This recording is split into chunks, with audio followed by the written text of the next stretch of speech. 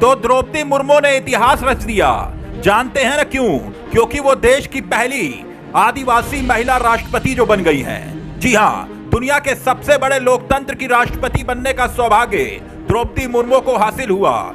चुनाव भले ही राष्ट्रपति का था, मगर इसे 2024 के चश्मे से क्यों जोड़कर देखा जा रहा है वो आगे आपको बताएंगे। मगर उससे पहले ये जान लीजिए कि मुकाबला कैसा रहा और पिछले राष्ट्रपति चुनाव में क्या हुआ था। उसके बाद मुर्मू की जीत के सियासी मायने भी आपको बताएंगे। दरअसल राष्ट्रपति चुनाव में एनडीए उम्मीदवार द्रौपदी मुर्मू और विपक्ष के प्रत्याशी के रूप में यशवंत सिन्हा के बीच मुकाबला देखा गया।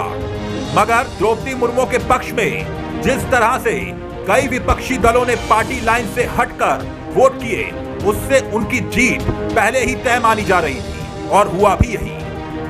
आपको बता दें कि देश के 15वें राष्ट्रपति के चुनाव के लिए 99.18% वोटिंग हुई थी।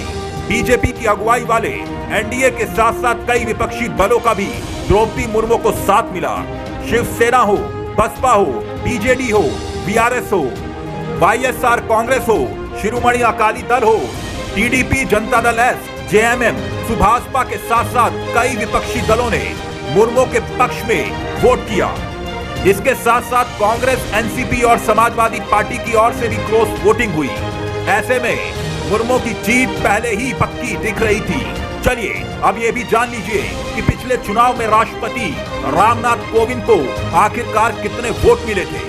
दरअसल 2017 के राष्ट्रपति चुनाव में बीजेपी गठबंधन ने बिहार के तत्कालीन राज्यपाल और दलित चेहरे रामनाथ कोविंद को राष्ट्रपति पद का प्रत्याशी बनाया, तो विपक्ष ने मीरा कुमार को मैदान में उतारा था।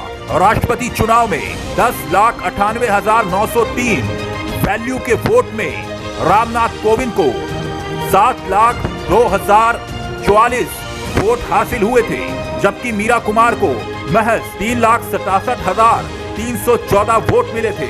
रामनाथ कोविंद 66% वोट के साथ देश के सर्वोच्च पद पर विराजमान हुए थे। वहीं विपक्ष की उम्मीदवार मीरा कुमार को 34% वोट के साथ संतोष करना पड़ा था।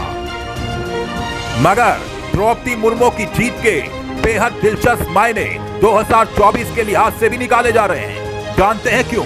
अब वो भी समझिए। राष्ट्रपति चुनाव में द्रौपदी मुर्मू की जीत एनडीए के लिए 2024 के लोकसभा चुनाव की पटकथा भी लिख सकते हैं। मोदी के खिलाफ विपक्षी एकता का झंडा बुलंद करने वालों को भी झटका लगा है।